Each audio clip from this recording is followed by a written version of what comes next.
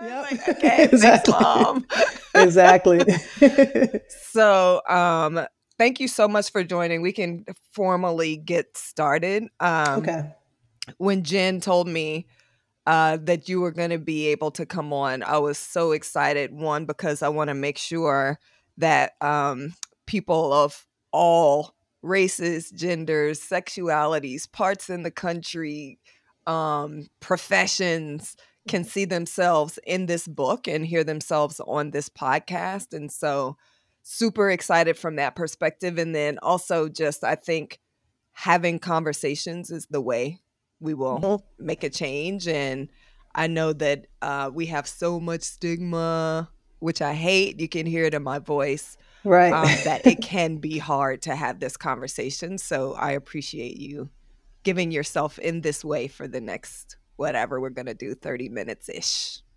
All right. Thank you. Thank you for having me. Thank you. So, okay, I'm going to give you a heads up to the final exam. Okay. It's the last question that I'll ask you when we're about to sign off this morning. Mhm. Everybody scores 100% because they're all no wrong answers. Okay. But the podcast is meant to raise awareness of the book Unaddiction. So this is Mhm. Unaddiction, the podcast. The book, thank you for writing a blurb on the back of it, is Unaddiction, 6 mind-changing conversations that could save a life. And when we Okay. were coming up with the title, we made up the word Mhm. unaddiction with the idea Definitely. that we would be helping people unlearn the unhelpful things they think they know about addiction, Right. undo the stigma that surrounds addiction, and uncover the conversations that we need to make it safe to have if we really want to make a difference. And so Yes. the final exam question is, Yes. what is one thing Mhm. you would hope our listeners, from your experience and from sharing your story, one thing you would hope they would unlearn, or one stigma they would be proactively trying to undo, or one Okay. conversation they would be trying to uncover? Oh, You don't have to wow. have 3, Oh. just one. Okay. That's why I give it to you in the beginning so it can be percolating as we Okay. talk, and then we'll come back to it at the end, okay? All righty. So let's just open up. Tell us about Chamique. Who are you? How did you come to be who you are? What has your experience with addiction in your life been? Well, I was born to Willie Johnson and Benita Holdsclaw in New York City. And I grew up in a household with my mom and dad till I was about age 11. Mm-hmm. My situation was both of my parents struggled with alcoholism. And now that I'm older, I can see, my mom was, I think she graduated high school with me in her stomach. Mm-hmm. And I later found out that my dad, when I was in college, that my dad had schizophrenic disorder. So now I can see how my parents really were like going through a lot, trying to manage. And unfortunately, things kind of got out of hand, and me and my brother were like taken away. We were like literally taken away by the state of New York after a situation. And we went to go live with my grandmother, my mom's mom. Mm-hmm. Around And that this time, is your older brother or your baby my younger brother? my baby brother, 3 years younger. Okay. I was probably the age of 11. So a lot was happening for me, just because that household, people look at it, they said it's dysfunctional, right? It still like was a comfort for me. That's my mom and dad, That's like, right. so being taken away, I left like a middle class area to go live with my grandmother, who was like in Astoria housing projects in New York City. So it was a big adjustment for me. And I was basically like in mourning. I was going through a really difficult time, missing mom and dad, not really understanding that they have like an illness, So I was the kid. I always tell people, like, the kid that was, when you watch on television, that has the backpack waiting for the parents to come, to come to visit, and then they wouldn't show up. And I would have these outbursts or temper tantrums, as my grandmother used to call them. And she realized that I needed help, right? That I needed to talk to somebody. But you got to understand also, on the flip side, here's my grandmother saying, what happens in your household stays in your household, that whole conversation and these streets, because now I'm in a different area. All that anger and frustration that you feel, you can't let that out there because you could get hurt. So I'm just, trying to find myself. I wanted to wear my grandma. What color you want to paint your room? Black. She took me shopping. So she knew something was wrong. So she gets me help, right? My grandmother, I felt like, was ahead of her time when it comes to our family and realizing that some people need therapy, And I went, but you tell a young kid this, and now I'm at the community center getting therapy. I'm living in an inner city environment, so it's a lot of minorities. And I go into therapy, and I don't identify with the guy that's there. He's a younger white male, or whatever, but he wants to connect with me through basketball. So he has a little Nerf hoop up. And I found myself, listening to him. We're shooting around. And he's like, can you please talk about your family? I'm like, hold up, wait a minute. Hold sir, up. Like, I just took your Nerf basketball, okay? Right. Like, I don't know you. And I think for me at a young age, because of that, feeling uncomfortable, not feeling a connection, I learned to mask my feelings and my emotions. And, it's been like a game for me, into my adulthood. It's like I figured out just what to say to offer that relief to my grandmother or whoever was the authority figure, coaches or whatever. And so the thing that taught me what love was, that sort of opened my eyes, was the Alateen program. And that's for, my grandmother took me there. Now that was a great call because I learned that my parents, at a young age, they're superheroes, right? So I'm thinking, they hate me. Why did they do this to our family? And I realized that they're sick, they're sick. They're trying to figure it out. So, but they love me. They're going to get better. So that's sort of like my youth and what I went through. And, we could dive deeper into like later in life as we go along. That was such a beautiful walking us through your childhood. And I hear so many things in there that I want to pull out. One, shout out to grandma, like you said, for being ahead of her time. Shout out to Alateen.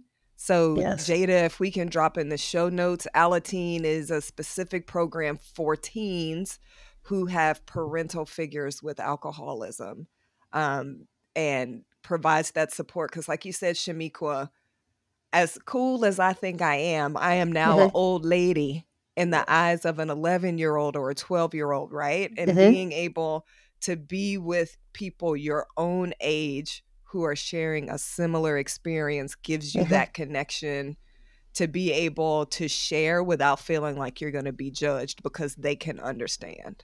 Oh, definitely. And then also, we often see kids acting out when they need help. 11 is such a tender time. Even if you hadn't been removed from your parents' home, with the systems think they're doing the best thing for kids, right? But we talk about this concept of ACEs in the book, adverse childhood experiences. And one of those is being taken from your home. And I tell the story about how disruptive that is for kids emotionally in terms of having patterns that you're used to, this narrative that you build for yourself. My parents didn't want me, when really your parents had an illness. Your parents do want you. And the illness prevents them from being able to have you, right? And so like all of those things you just shared, I think so many people will be able to grab onto. And this last thing I want to emphasize that you said, we often hear about kids acting out. You figured out how to not act out, how to make the adults all around you feel safe. Even though you didn't feel better inside. And there are so many kids. This is a ticking time bomb, right? It's an effective strategy for all of the adults to feel better so you can get some space. And then that time bomb is ticking inside. So can you keep walking us forward? Yeah. So for me, making my grandmother feel better, because I looked at my grandmother and I had so much respect for her. Like, she raised her kids. They all went to college and stuff. And so she had blind faith to take me and my brother on. So I didn't want to be a problem.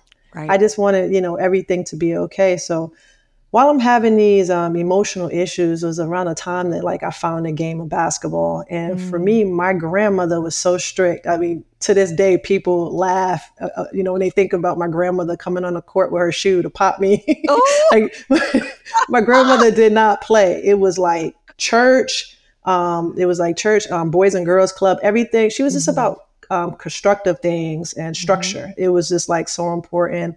We're Lutheran, so she made sure she was the head of feeding the homeless people. It was just like a lot of community, and what happened was I found this game and it was started like giving me confidence, right? And the only reason I was able to play so much is because my grandmother could watch me from the basketball court. Like the window of her apartment was right at the court. So she actually let me go because she wasn't just going to let me hang out outside, Sure. Because outside is not entirely safe, right? We're talking New York City and the projects. Yeah. Late 80s, early 90s. Yeah. No, you're not a young girl. Right. So she could watch me, and then I started making friends in the new neighborhood, and my confidence became, more and more. I was the only girl out there playing with the guys, and at first they were like, "We don't want a girl playing," but that girl became, better than them. So it was like I was accepted now, right? And with that, I found something that was my own, right? Like I felt like empowered. This, sports empowers young ladies, young men too, young boys and girls. But for a young lady during this time, it was just like a confidence booster, And I'm like, oh my God, no one's gonna take this. So I'm out there playing with the guys. I get better and better, and years pass, and I'm playing on all boys teams with, playing against like Ron Artest, former NBA player, Meta World Peace. World Peace, yeah. Getting down with all the guys, and it comes time, to go to high school. And I was going to go to St. John's Prep, which would have been probably like 15-minute ride from my house. And on the flip side, this coach comes, Mr. Canizero, Christ the King High School. He's a retired New York City detective, and he coaches there. And he comes down to watch me play, and he talks to my youth coach, and my grandmother's like, "Hey, we want her to come to Christ the King." And my grandmother was like, "No way, not happening." Nah, it's not happening because if people, in her mind, if people want to do something for you, there's an expectation, that no one's doing anything for free. And I begged her. I'm like, "Grandma, they send all these players to college." They were like the number one team in New York, Okay. They send these players to college. It's a good academic school. Like, please, please, please. And after a month of me begging her every day, she's like, "You're going to get up." Because I had to travel an hour to high school on public transportation. Yeah. Hour there, hour home. And she let me go. It was worth it. And so now, I'm just coming into my own, I'm confident. And the thing about it was still like the confidence was just like this topper. It was still a fragile young lady that didn't really want to talk about the things she'd been through. I just, when things were just going so well and I'm feeling good and opportunities that, I just kind of sped through to the next thing. I won 4 out of 4 championships at Christ the King High School. I become top rated player in my class. I had good grades. I was a baller. So now it's like I could go to any college. Like all the colleges are recruiting me. Like, where's Chamique Holdsclaw want to go?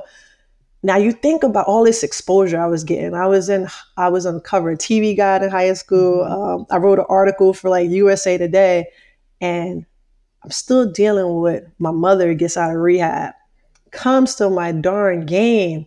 And she got out of rehab at Smithers, which is a big rehabilitation here in New York for alcoholism.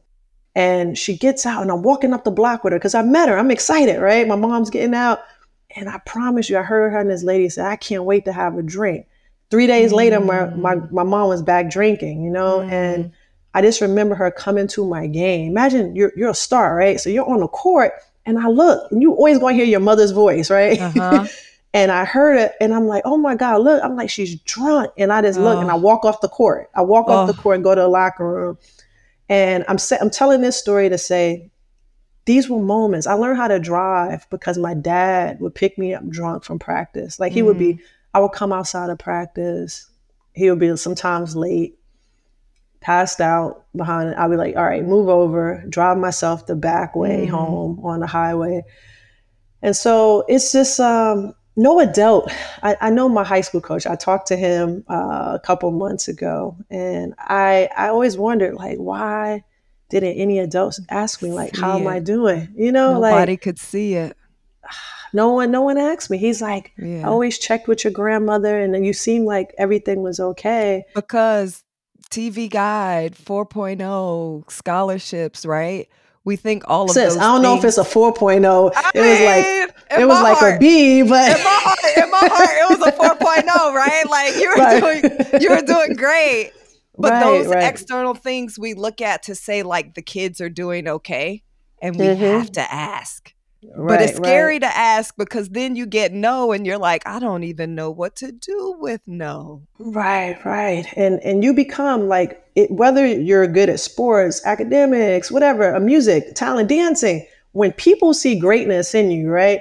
It's a term that I use. Like, you become coached. You know, everybody wanted to Mm, make sure to a degree I'm okay. So when I would have a blow up in practice, oh, are you all right, Chamique? Well, the whole team's rushing to me. You know, mm, everything was to make sure that I was okay and I was comfortable. But the emotional issues were never addressed. yeah. Yeah. And so you said you talked to your coach a couple of months ago and asked, why didn't you ask me how I was doing? And he's like, Yes, you looked like you were fine. Right. yes, And so how yes, did it get to the point? Who asked? How old were man. you? Oh And my who God. was it? And then Uh, what came from that? Honestly, I was probably like sophomore year in college, Hmm. and I was playing at the University of Tennessee for legendary Hall of Fame coach Pat Summitt. Sorry, I'm going to And jump in. Sophomore year of college is like 20 years old.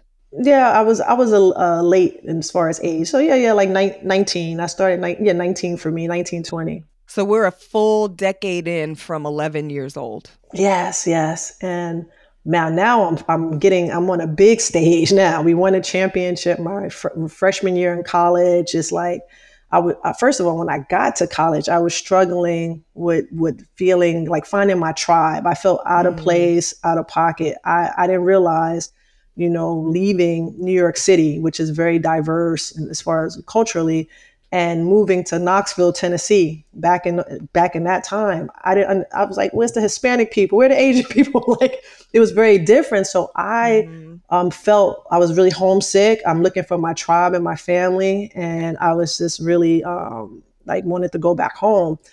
But Coach Summit said, "Listen, once the season starts, you're gonna find out what the sisterhood is about." And so I stuck it out, and she was right. I have my sisters and my family. Right, we're mm, all here to get an education. These 12 people on the team, we're all here to play for Coach Pat Summit and his university. So we're like a family. Sports is like a mhm. built-in family. So things are great. I mean, we're winning, and we were just on a cover, I think, of Sports Illustrated or something.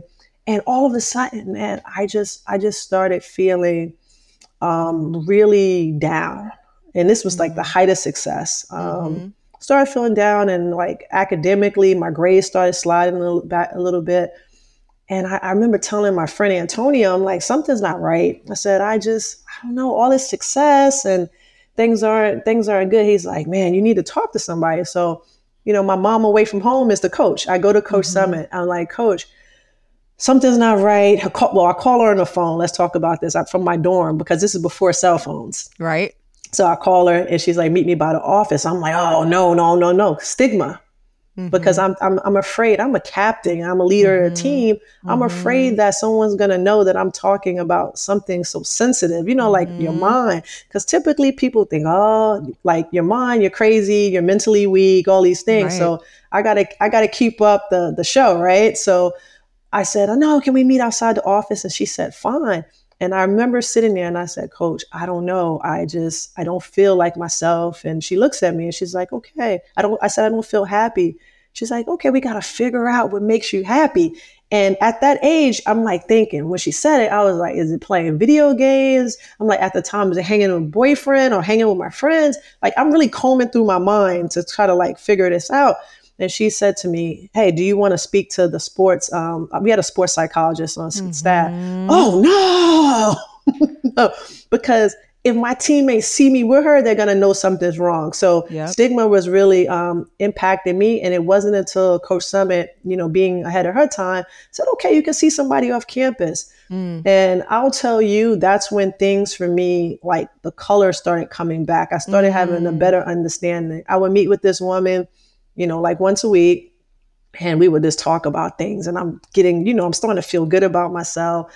I could see a shift as far as socially. I could see a shift. I'm back on my business academically. But it was that 6th or 7th visit when I walked in, and she had this window seat, and it had like dolls on it. And she said, all right, today, we all have like a childlike person inside of us. We're all childlike. All right, let's talk about your mom and dad. And I shut down. And I never went back. And at that moment, I said, all right. I said, Chamique, if I get 20 and 10, that's 20 points, 20 rebounds, and my grades are good, nobody's going to think that anything else is wrong. So I'm just going to focus on that. And that was the problem. That's not sustainable. That's not sustainable. Yep. And so you never went back. Never went back. It was too scary.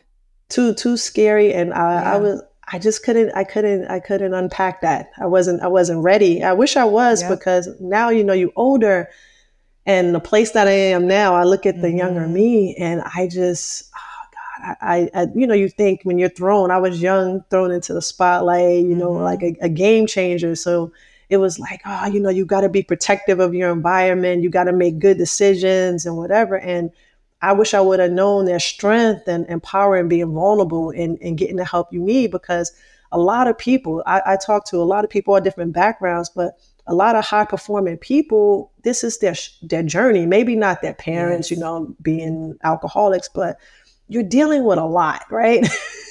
You're dealing. Yep. And as long as I get 20 and 10, nobody will know. Everybody will think I'm fine, right? Nobody will ask. And so, we kind of talked about, I'll call it like your first epic, which was like 0 to 11. And then your second epic was kind of like 11 and going off to college. And now we're in college. You have this beautiful experience with the sports psychologist or the psychologist off campus. But then when we start to get to the root, it's too scary. You step away, you go back to the 2010 strategy. Take us to, before we move out of that, I just want to say there's this concept. We always think about the adversity that kids have. ACEs, people may have heard of it. I mentioned one, getting taken and going to foster school. The other, foster custody. The other side of that is pieces, positive childhood experiences. And what you really described in that college period was participating in community traditions, a sense of belonging, feeling supported, having your coach who was a parent who genuinely cared about you, right? Like all of these add up to increasing the resilience that those negative childhood experiences try to erode. But still, until you can get to, and I'm going to use her words, and let's use this as a jumping point to the next part of your life, the vulnerability. Yes. Having it be safe to be vulnerable, to have someone else know you're not okay so you can start looking at what that is. Bring us into the next part of your life. Well, so people understand when you're at a high, once you taste a success, you constantly, you're like, okay, I'm on this. Since you're young, it's like this path is laid out for you, right? Especially in sports. It's like, okay, you go to college, you play pro. So now, I'm number 1 pick in the WNBA draft, and considered a game changer. I signed, big deals with Nike, Gatorade, so my face is places and stuff. And I get to go, now I'm drafted. I get to leave the South. I'm back on the East Coast in DC for the Washington Mystics. So life is good. But here I am now, leaving that protective environment of my grandmother, right? Leaving that protective environment of Coach Pat Summit to now being, 21 years old, what means in DC by myself, pretty much, and trying to figure life out. Here I have my own house, I have material things, and after a while, I'm just like, all right, someone needs to live with me. And I have one of my cousins, come stay with me, Sharon. and things are going great. Like, the season wasn't the best because when you're number one, you go to the worst team, but I'm Uh-huh. enjoying it. I'm enjoying the people and coming into my own, trying to figure this out. And then it was the Olympic year, so another high. We win Mhm. gold. That's 2000. And then my grandmother passes, Mm. probably like my third season, and my world was like shattered. I always tell Mhm. people I buried my grandmother and I buried my emotions. So it went to where I was feeling after like my grandmother passed. It was like I was on autopilot. I had Mm. one of my best seasons of my career, I think, leading the league and scoring and rebounding. But mentally, I was just trying to push through the day. I would try to have dreams about her. I'm like, I hope I dream about her tonight. I was just really Mm. suffering, grieving, Yeah. and I constantly just push through because you can't be sad, right? I'm pushing through, I'm pushing through. Well, And that's then the strategy. That's the 2010 strategy. right, right, just push Yes. through. And then my grandfather the following year, and let me tell you, my Oh grandfather, goodness. God rest his soul, but we weren't close like that, he was in my life, so he passed away. But my therapist was saying it was like a trigger. And I guess like I was headed to see my teammates to hang out, and I pulled over, and I was just overcome with like all Mm. these emotions. And I just remember going to my place, and like days passed. I guess I had the doctor said it was like a episode, and next thing you know, I'm on ESPN, the ticker that people told me, and everybody's wondering where I'm at because it's the middle of my Mm. season, and I'm in my place, really struggling with suicidal ideation. I'm Mm. wishing that with my grandmother. I just didn't want to be here Mhm. anymore. I just remember I'm laughing, and even though it's like serious, but I just remember like eating Fruity Pebbles. That was like my favorite little cereal, and I do remember eating those. But I was just like a zombie, Yep. and I know Coach Summit came to town, and people that came, but it's just like nobody could connect with me. Mm.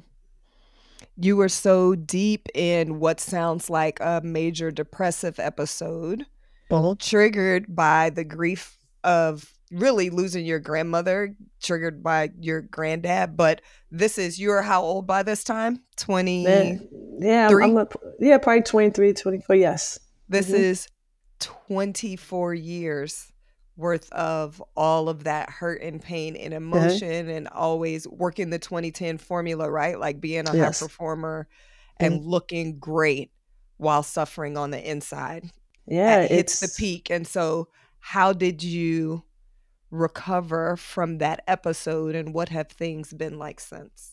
recovering from that. So you guys understand this is the middle of the season, so having to deal with like the media and whatever. And Mhm. I'm used to, people can motivate me, people are close to me. All right, you could get through this. And my coach gave me the book, this is called Unquiet Mind by K Jameson, Dr. K Mhm. Jameson from John Hopkins. And she Yes. lives with bipolar disorder. So Mhm. I like read the book like one day. I read the book, and I'm like, okay, I can do this, because that's an athlete's mentality, right?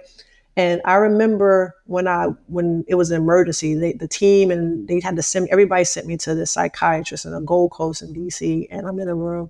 She's telling me I'm suicidal. My mom's there. My mom will tell you she's like she didn't recognize me.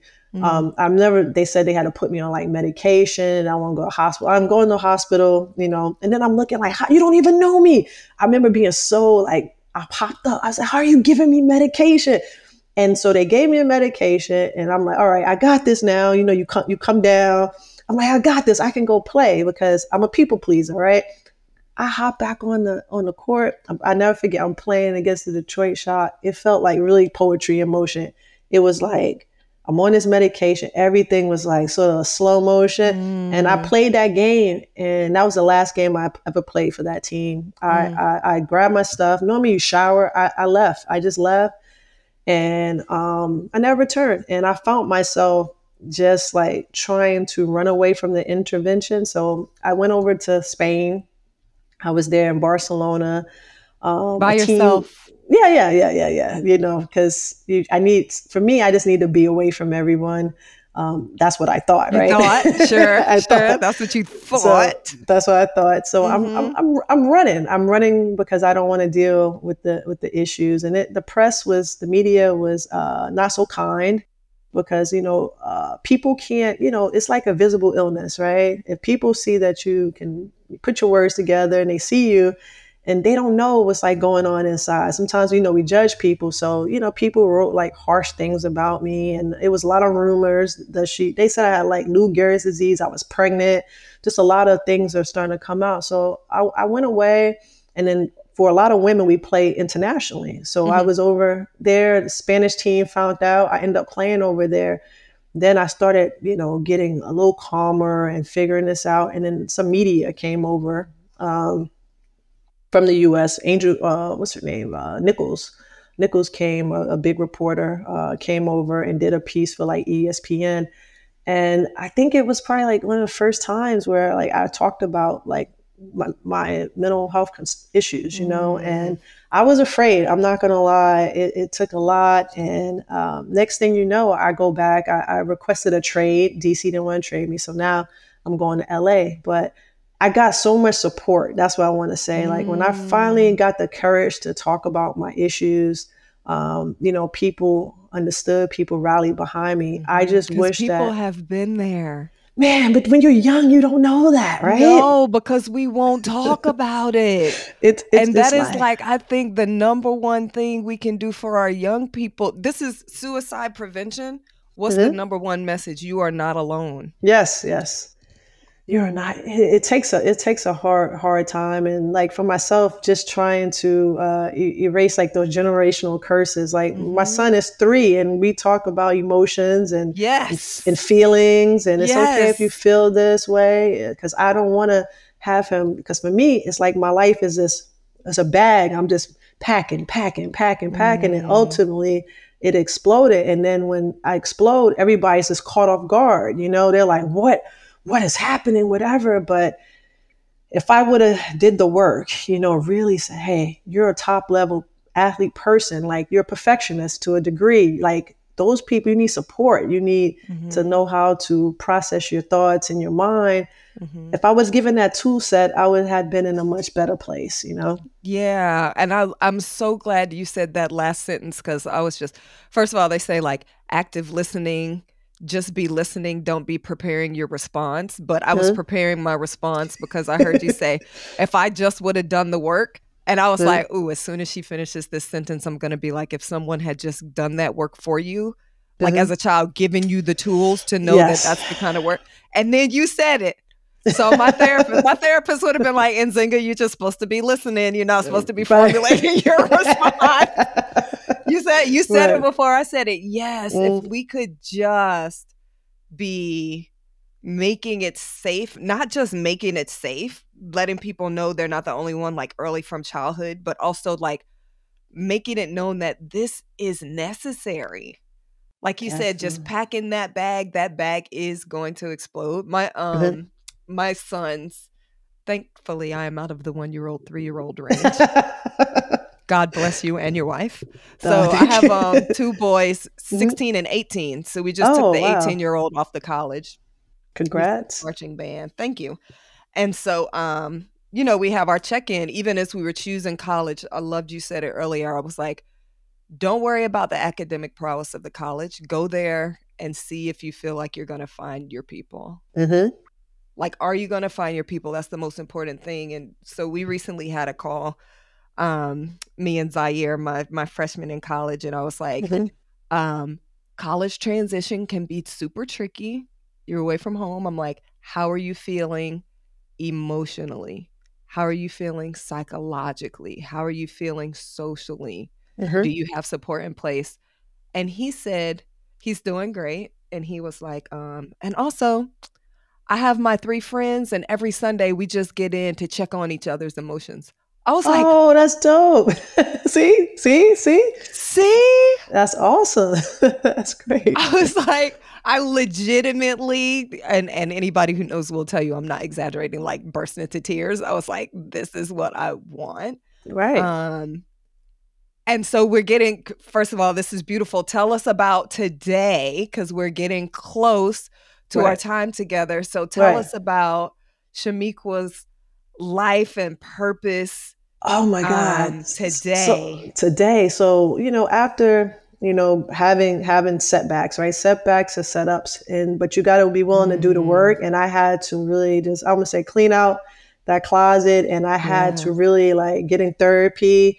I was diagnosed with different things throughout my life, but mainly the bipolar. It was really affecting me. And I found a psychiatrist, counselor duo, right? So it was great. That's what helped me. Like they could talk to each other. And my therapist got in Atlanta. I loved her. She changed my life. I don't want to say her name. Oh, okay. She would kill me. Oh, we're not going to say her name. No. But I always tell people, you have to pick your therapist, like the person you're going to date, you know, like the person you marry. Like if it don't fit, like I went to a lot there and I'm like, I don't feel a connection. This woman, I judged her. I judged her because at first I was like, this is not going to work. She's not going to understand me. You know, white woman from the country, you know, Kentucky. And I was like, man, but she was queer. But it was just like, just not gonna work. And it worked. Like she was meeting me where I was at. She was giving it to me straight. Man, she was like, every time you come in here, you're at the edge of your seat. She goes, you have, you know, some I'm telling you, it's bipolar. I'm talking to the psychiatrist. It's you were like this. And then she didn't say nothing for a while. I got on the medication. I started like leveling out. Months down the road, she's like, do you realize you come in here now, you're so calm and you're sitting and we're having conversation? Because I used to be rapid. Da, da, da, da. And then I was just like calm. Life started really slowing down. And she goes, I think this is what it is. But, you know, she worked with me. And I, you know, like in college, when I first went to Tennessee, how I was ready to go home. But the coach told me like, you know, stick with it. You're going to find your sisterhood, your family. I feared the unknown. Right. And I did that again later in life with my therapy. You know, I said, all right, I'm in this. I'm going to do it. Yeah. And since then, I want to say like when I moved, I talked to her on the phone. We check in if I need to from time to time because I love her. But that was probably like 2013, 2014. And I've been doing great. Like I found a regiment that works for me. I understand like I have to connect with nature. I have to take my medication. I have to have like some time for Chamique. I got balance. Like I said, stable, my mental health. I'm in recovery, you know, but I'm aware. I'm woke now, right? That's right. And so, your eyes are open. Right. So I know like my feelings and I know how I'm just, you know, I just have a different tools right now that I can use. So, you know, I got married in 2016, you know, we have two beautiful children, 3 and 1. And I feel like the color is back in my life. And so I really loved sports, right? I loved it. I always thought like I was going to be a coach. You know, I said, I want to coach. You want to give back to the game. And everybody always asks me 24/7, why are you not coaching? And then I'm like, this kid one day heard this, right? I was at one of the universities and the kid's like, you are a coach. You're a coach in the game of life. And that empowered me. I was like, yes. I was like, you're right. So being an advocate and being a mentor, it's just like you have an amazing. You're educated. You got to learn this at a high level. So you do your work, but I also like just being able to connect. These kids want to talk to someone that's kind of like been through it or whatever. So it's like a different relatability, and all the amazing psychiatrists at the schools or whatever, they're like, yeah, I can only do so much, but you know, they get hyped off of sports or different things. And I come in, I connect with them. You know, I'm like, yo, what's up? Like, what's going on? And they just like open up. They're like, man, some of the parents are like, my kid would not talk. And then they met you. The parents would hit me and DM me and be like, they can identify with you, you know, and connect. So I look at it as nothing but God, you know, just kind of like took me on this journey and empowered me. But I like the character that it built. I like the person that I am today. And, you know, this is just the beginning. Like I can't wait for the things that are to come. And I'm just glad to be at peace with my health. It's beautiful. It's beautiful. I love it so much. Thank you. I love You're about it to get so me. You're about much. to stump me with this question that you asked me. You really could. You were like, because I don't even. You were like, oh my God, it's time. Yeah, I was like, do I even remember what she said? I'm going to bring it back right up to the top for you. All right, one at a time. At a time. You have answered. You only have to answer one, but you have answered all three of these questions so many times in this conversation already. Okay. So just whatever comes to your gut, say the first thing that comes, okay? What's one repeat thing? One thing, okay. I'm about to give it to you, Chamique. What's one thing you want people to unlearn? One stigma you want them to undo? Or one conversation you want them to uncover to help more people on this journey called recovery? Man, I think like this applies to any person, ethnicity, race, gender, all that stuff. But I'm gonna say more for like, because I am a Black woman, I get tired of us, in our community having to push through that word. Like, oh man, I just put my head down and I pushing through. Throw that away. Like, why do you always have to feel that weight? That weight is heavy. Like, I told one of my homegirls, like back when I was in Atlanta, and I'm like, going through therapy and stuff like that. I'm like, yo, we got to be better. My white friends, they're like talking at cocktails. Girl, I have my therapy appointment at 6. You see?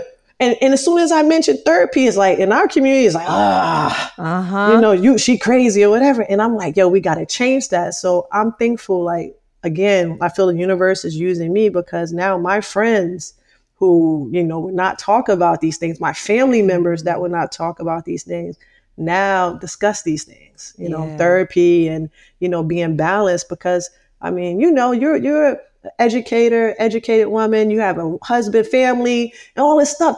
You got a lot to carry there. Yeah. Career, family, that's a lot. All of us, we're dealing with stuff, So, just take care of yourselves. Yeah. Beautiful. You said unlearn the idea that you have to push through. Yes, undo definitely. The stigma of getting a therapist and uncover the conversation at the party. Talk about your therapist, please and thank you. Yes, definitely. It's interesting. I was somewhere years ago, right? And maybe we're finished, but I'm gonna tell you this. That's all right. I'm listening. It was like a big mental health conference, and I'll never forget. It was a guy from the military, and I think it might have been on my documentary, The Gentleman.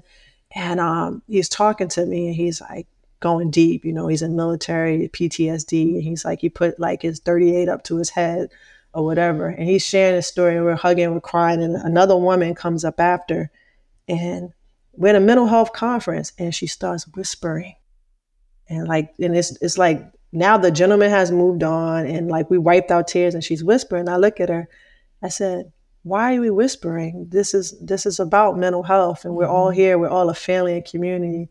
And she hit me with a gem. She was like, you don't realize I'm from a small town. Because I'm looking at things sometimes. I've been well-traveled and I'm on all environments. But, I see things like big being from New York, right? And she's like, I'm from a small town and everybody's in each other's business. And you can't talk about things like this. And so she says, I drove over and I just wanted to meet you and be able to share. But this is how I'm used to talking because it's so like she's so small that she's like, you can't share your business. And so I was like, wow, that makes sense. Yeah, it makes sense.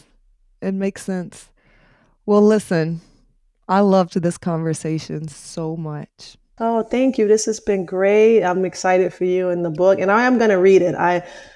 I've just been caught up with some baby books because the baby, she's growing like crazy and they want to get stuck on eating one thing. So I've been trying to get these recipes. I'm tired of these chicken nuggets and mac and cheese and then they throw in the food. So I'm just trying to work with her on some things. But as soon as I get through that.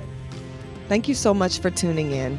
And if you like this episode, please check out my book, On Addiction, 6 mind-changing conversations that could save a life. Available at Barnes & Noble, bookshop.org, Union Square and Company, Amazon, and wherever books are sold. If you liked this episode, please share it with someone you think may need to hear it.